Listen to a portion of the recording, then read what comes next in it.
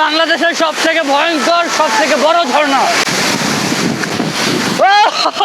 ভাই ভাই আমি পড়ছিলাম কিন্তু ভাই, এমন ঝর্ণায় তোমাদেরকে নিয়ে যাব যেটা বাংলাদেশে কখনো দেখো নাই। কেমন লাগছে? হ্যালো,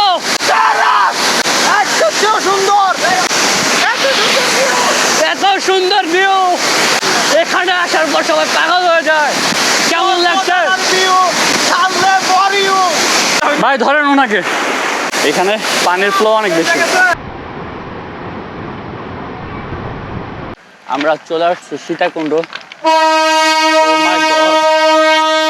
আসসালামু আলাইকুম everyone, this is Shakil and welcome back to my new videos.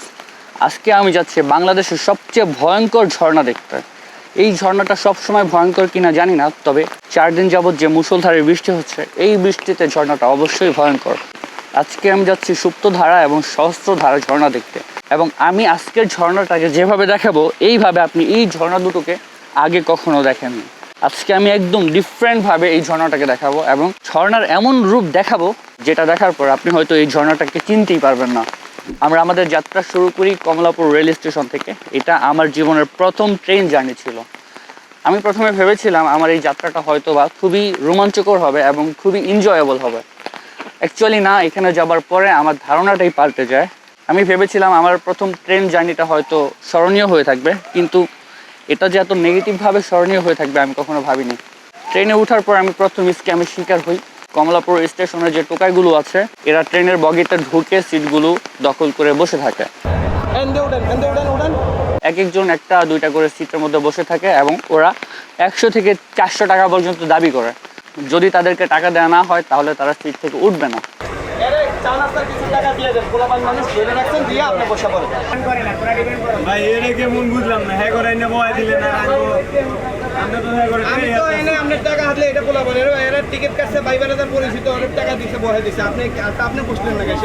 আমরা কাউন্টার থেকে টিকিট নিয়ে তারপরে ট্রেনে উঠি।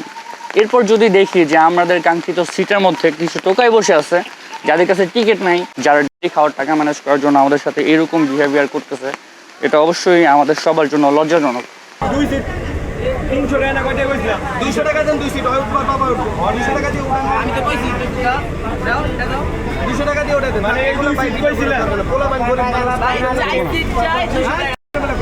আমি কখনোই ভাবিনি কমলাপুর রেল স্টেশনের মতো একটা স্টেশনে আমি এই ধরনের স্ক্যামের শিকার হব। এটা রেল কর্তৃপক্ষের জন্য একটা লজ্জার ব্যাপারও বটে।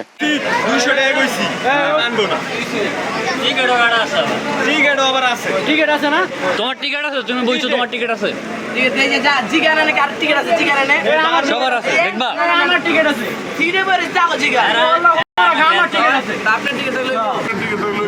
তাহলে টিকিট থাকলে হবে না? কই তোমার টিকিট? কই তুমি উঠো।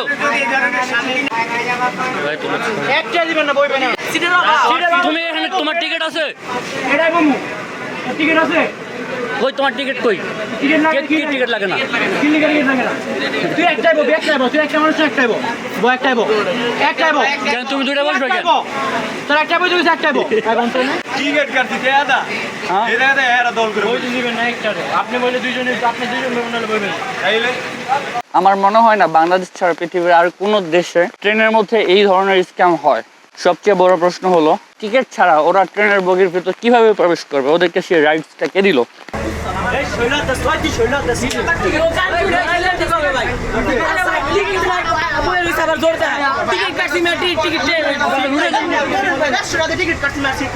দেখার মতো কি কেউ নেই? এখানে কি দায়িত্বরত কোনো কর্মকর্তা নেই? এখানে কর্তব্যরত কর্মকর্তাদের দায়িত্বটা তাহলে কোথায়? আমরা ওদেরকে এখান থেকে উঠিয়ে দেওয়ার জন্য অনেক চেষ্টা করি, কিন্তু শেষ পর্যন্ত হাঁটাতে হয়, কারণ ওরা মিষ্টি কথায় উঠতে চায়নি। আমরা সকাল 8টায় সীতাকুণ্ড রেল স্টেশনে পৌঁছাই। এখান থেকে সীতাকুণ্ড বাজার যেতে আমাদের সময় লাগবে প্রায় 10 মিনিটের মতো। আমরা চলে আসছি সীতাকুণ্ড ট্রেনে করে। এখন আমরা একটা রুম নিব, ওইখানে চেক ইন করবো, আমাদের ব্যাগগুলো রাখবো, তারপরে যাবো ঝর্ণা বিলাসে। আমরা এখন চলে আসছি সীতাকুণ্ড শহরে। এখানে আসার পরে আপনাকে অনেকেই অফার দিবে রুমের জন্য, বলবে 1জন 200 বাট এভাবে রুম নেবেন না। রুম নেওয়ার জন্য আপনারা দেখবেন, দেখে একটা রুম একা নিয়ে নেবেন।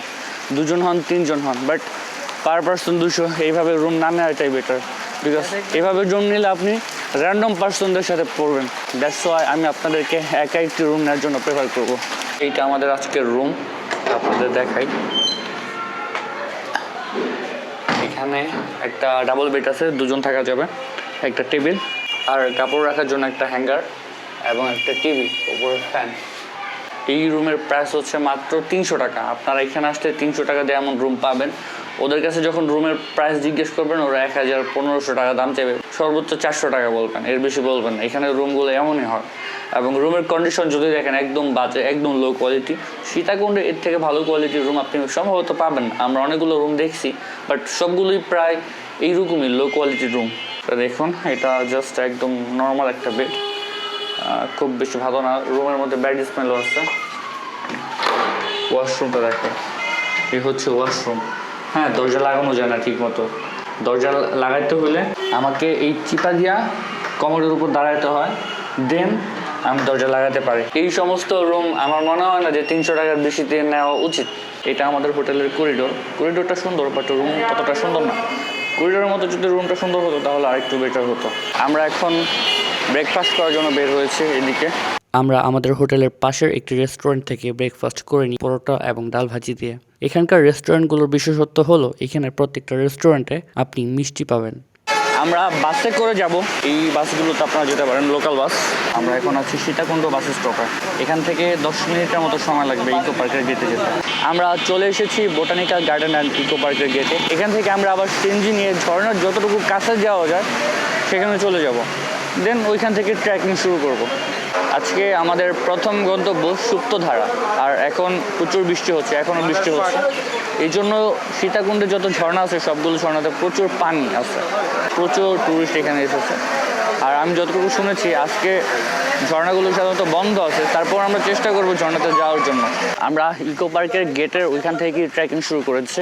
আপনারা চাইলে এইটুকু রাস্তা সিএনজি বা বাইকে যেতে পারেন, যেহেতু আমরা অ্যাডভেঞ্চার, তো আমরা ট্রেকিং করেই যাব। এটা রেল গেট। আমাদের এখান থেকে টিকিট নিতে হবে, পার পার্সন 50 টাকা করে লাগবে টিকিট নেওয়ার জন্য, দেন আপনি ভেতরে প্রবেশ করতে পারবেন। আমরা ট্রেকিং শুরু করে দিয়েছি। এখানে নতুন একটা রাস্তা হচ্ছে, এই রাস্তাটা হয়ে গেলে তখন হয়তো বা আপনারা বাইক নিয়ে চলে আসতে পারবেন বা গাড়ি নিয়ে চলে আসতে পারবেন। কাজ চলতেছে এই রাস্তার, নিচে ইটের খোয়া বিছানো হয়েছে, হয়তো খুব শীঘ্রই পিচ ঢালাই হয়ে যাবে বৃষ্টির সিজন শেষ হলে আশা করি। আমরা প্রায় চলে এসেছি। এখানে 2টা রাস্তা আছে, আমাদের ডান দিকে যেতে হবে সুপ্তধারাতে যাওয়ার জন্য। এইখানে স্টেপ দেওয়া আছে। এটা আমি যেরকম ট্রেকিং ভেবেছিলাম ওই রকম না, অনেকটা চন্দ্রনাথের মতো। আমি এইখান থেকে ঝর্ণার শব্দ পাচ্ছি, কারণ আজকে ঝর্ণা অনেক ভয়ঙ্কর রূপে দেখা দিবে আমাদের সামনে। আর আমি আপনাদেরকে ঝর্ণার এই ভয়ঙ্কর রূপটাই আজকে দেখাবো, যা আপনি আগে কখনো দেখেননি। এইখানে ছোট্ট একটা রেস্ট হাউস আছে, হাঁটতে হাঁটতে ক্লান্ত হয়ে গেলে আপনি এখানে বিশ্রামও নিতে পারবেন। তবে দুঃখের বিষয় হচ্ছে এখানে দেখতে পাচ্ছেন প্রচুর ময়লা, এবং এই ময়লাগুলো টুরিস্টরাই করেছে। চিপসের প্যাকেট, চানাচুরের প্যাকেট সহ বিভিন্ন ধরনের ময়লা এখানে আছে, অথচ এখানেই একটা ডাস্টবিন আছে, আমাকে ব্যবহার করুন। 2টা ডাস্টবিন আছে। এই ডাস্টবিনে ময়লা না ফেলে আমাদের শিক্ষিত টুরিস্টরা কিন্তু এই যে এইখানে ময়লা ফেলতেছে, এখানে ময়লা ফেলতেছে, এইখানে ময়লা ফেলতেছে। এবং আমি এই ট্রেলে আসার সময় পুরো রাস্তাতেই দেখেছি যে ময়লা আর ময়লা। শিক্ষিত টুরিস্টরা যখন একটা স্পটে এসে এরকম ময়লা করে যায় তখন এটা আমার কাছে খুব খারাপ লাগে। দ্যাটস তো আমি ম্যাক্সিমাম ভিডিওতেই এই বিষয়টা মেনশন করি যে আপনারা যখন কোনো জায়গায় যাবেন, বিশেষ করে পাহাড়ে, সমুদ্রের ঝিরিতে, ভুলেও যেখানে সেখানে ময়লা ফেলবেন না ভাই। কারণ পাহাড় একটা সুন্দর জায়গা, এখানে আমরা এনজয় করতে আসি, আপনাদের বানানো ডাস্টবিন দেখার জন্য আসি না। Remember that. এবং আমি মনে করি যারা ভদ্র ফ্যামিলির ছেলে মেয়ে, যারা ভালো একটা শিক্ষিত ফ্যামিলিতে বিলং করে, এরা কিন্তু পাহাড় ময়লা করে না। যারা বস্তি থেকে আসে, টোকাই রাস্তা থেকে উঠে আসে, এসে হঠাৎ ঝর্ণা দেখতে আসে, ওরাই সাধারণত ময়লা করে থাকে পাহাড়টাকে। এইটা আমাদের ঝর্ণার ট্রেইল, এবং এখানে যে পানিগুলো দেখতে পাচ্ছেন এই পানিগুলোই কিন্তু ঝর্ণা থেকে আসে। এটা সাধারণত একটা ঝিরি, এখানে এত পানি থাকে না, বাট 3 দিনের ভারী বর্ষণে এটা একটা নদীর মতো হয়ে গেছে। শান্ত সাঙ্গু নদী যেমন হয়, আজকের এই ঝিরিটা কিন্তু তেমনই। তবে শান্ত সাঙ্গু নদী থেকেও একটু উত্তাল। আমাদের ট্রেইলে এই প্রথম আমাদের ঝিরিপথ পার হতে হবে। অ্যাজ ইউজুয়াল এটা এত ডেঞ্জারাস থাকে না, কিন্তু আজকে এটার কী অবস্থা দেখতে পাচ্ছেন সুপ্তধারার ট্রেইল। এখানে সাধারণত হেঁটেই যাওয়া যায়, কিন্তু আজকের অবস্থা অত্যন্ত ভয়ঙ্কর। প্রতি কদম আমাকে সাবধানে ফেলতে হবে, একটু ভুল হলেই কিন্তু আমি ভেসে যাব। সাবধানে পা ফেলেন, ওকে? ফোন তো ভিজে যাচ্ছে। আপনাকে আপনাকে আপনাকে দাঁড়ান, ওকে? ফোনটা দিয়ে যান সামনে পাস করে। ভাই রোপটা টান দিয়েন ভাই, চাপ অনেক বেশি। আসতেছি, আপনি সামনে যান।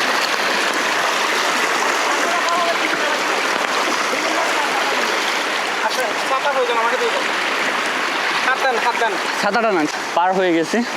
আপনারা দেখেছেন যে কতটা চ্যালেঞ্জিং ছিল আমাদের জন্য এইটুকু পার হওয়া। পানির ফ্লোটা দেখুন কত স্পিডে পানি যাচ্ছে।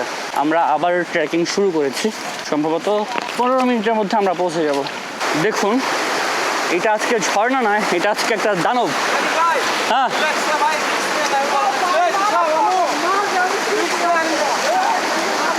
ও মাই গড, ওরে এটা পুরা দানব।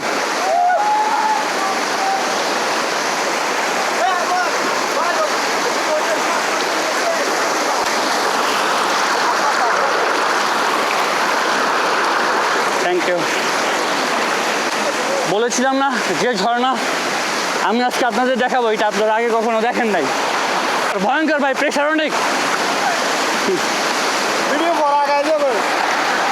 সাপোর্ট দিয়ে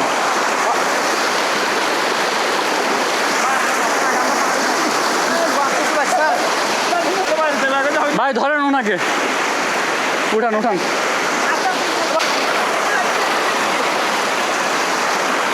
সামনে যান, ওকে। জুতার কি অবস্থা হচ্ছে, পা একদম সাদা হয়ে গেছে। ও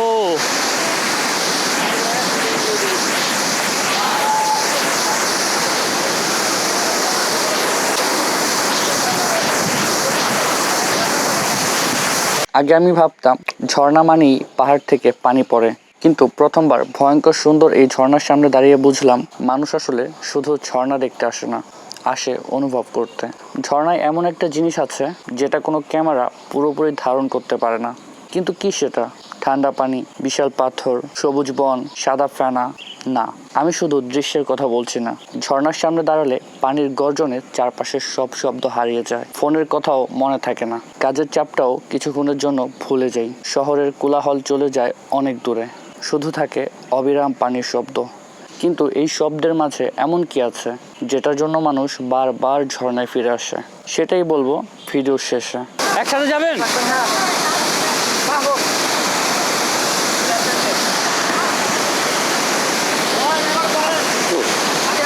এখানে পানির ফ্লো অনেক বেশি। ও কেন? দাঁড়াও দাঁড়াও, ভাই রাখো না ওইভাবে, তুমি রাখো ওইভাবে, কোনো পায়তারে করতেছে এখন এখানে। সমস্যা কি রাখলে? যাও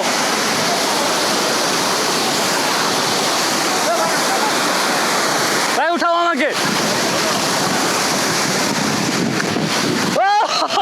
ভাই ভাই আমি পড়ছিলাম কিন্তু ভাই। আমি এখন আছি সুপ্ত ধারাতে, যে ঝর্ণা আপনি আগে কখনো দেখেননি। ও কিছু বলবেন? এটা এখন বাংলাদেশের সব থেকে ভয়ঙ্কর ঝর্ণা।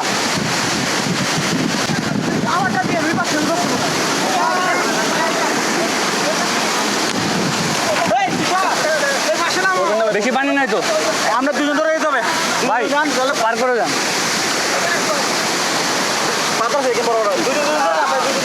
ভাই পা রাখার জায়গাটা পাইলেই হয়।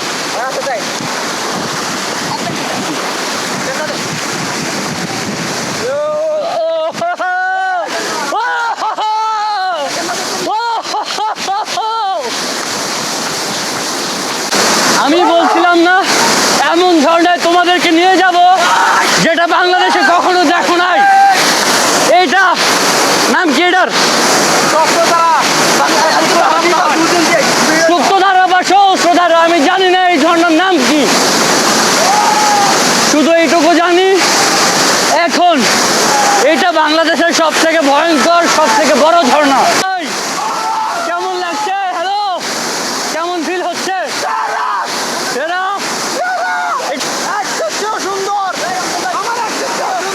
এটা তার এক্সের থেকেও সুন্দর ঝর্ণা। এত সুন্দর ভিউ, এখানে আসার পর সবাই পাগল হয়ে যায়। কেমন লাগছে?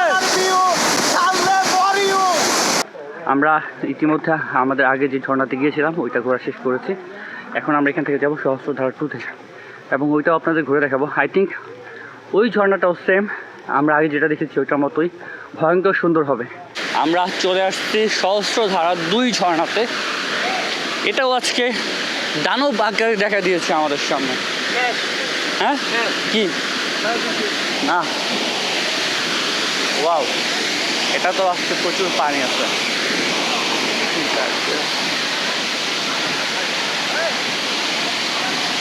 এর আগে আমি এই ঝর্ণাগুলোকে শান্ত অবস্থায় দেখেছি, কিন্তু এবারই প্রথম উত্তাল অবস্থায় দেখলাম। আমরা এখন যাব সহস্রধারা 2-তে, এবং ওইটাতে যেতে হলে নৌকা দিয়ে যেতে হবে, হেঁটে যাওয়া যাবে না।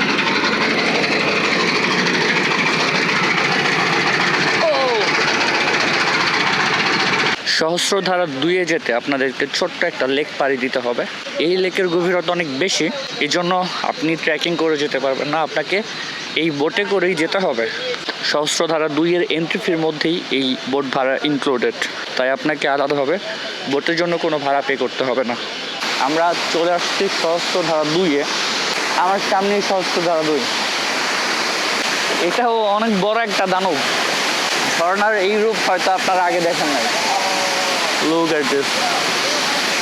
এটা সহস্রধারা 2। আপনারা হয়তো এই ঝর্ণাটাকে আগেইভাবে দেখেন নাই, আগে দেখছেন ছোট ঝর্ণা হিসেবে, বাট 4 দিনের ভারী বর্ষণে এটা এখন পুরোপুরি দানব আকারে ধরা দিয়েছে আমাদের সামনে। এতক্ষণে হয়তো বুঝে গেছেন ঝর্ণার সবচেয়ে সুন্দর জিনিসটা তার পানি, পাথর কিংবা দৃশ্য নয়, বরং ঝর্ণা আমাদের এমন একটা অনুভূতি দেয় যেটা শহরের ব্যস্ত জীবনে খুব কমই পাওয়া যায়। ঝর্ণার সামনে দাঁড়ালে মনে হয় পৃথিবীটা ঠিক নিজের নিয়মেই চলছে। আপনার দুশ্চিন্তা, কাজের চাপ, ব্যর্থতা কোনোটার জন্যই এই পানির স্রোত 1 সেকেন্ডও থেমে থাকে না। হয়তো এই কারণেই মানুষ বারবার ঝর্ণায় ফিরে আসে, কারণ এখানে এসে মানুষ শুধু ছবি তোলে না, নিজের ভেতরের ক্লান্তিটাকেও একটু নামিয়ে রাখে। কয়েক মিনিটের জন্য হলেও মনে হয় জীবনটা আসলে এতটা জটিল নয়। আর হয়তো এটাই ঝর্ণার সবচেয়ে বড় সৌন্দর্য, যেটা কোনো ক্যামেরা পুরোপুরি ধারণ করতে পারে না। কিন্তু যে মানুষ একবার এই সৌন্দর্য অনুভব করে সে বারবার ফিরে আসে। পৃথিবীর সবচেয়ে সুন্দর জায়গাগুলো সবসময় বিখ্যাত হয় না, অনেক সময় সেগুলো লুকিয়ে থাকে ছোট্ট কোনো ঝর্ণায়, নির্জন কোনো পাহাড়ে, কিংবা এমন কোনো পথে যেখানে খুব কম মানুষই যায়। আমি সেই গল্পগুলো খুঁজে বের করার চেষ্টা করি। যদি এমন গল্প আর অনুভূতির অংশ হতে চান তাহলে এখনই সাবস্ক্রাইব করুন ট্রাভেল উইথ শাকিল।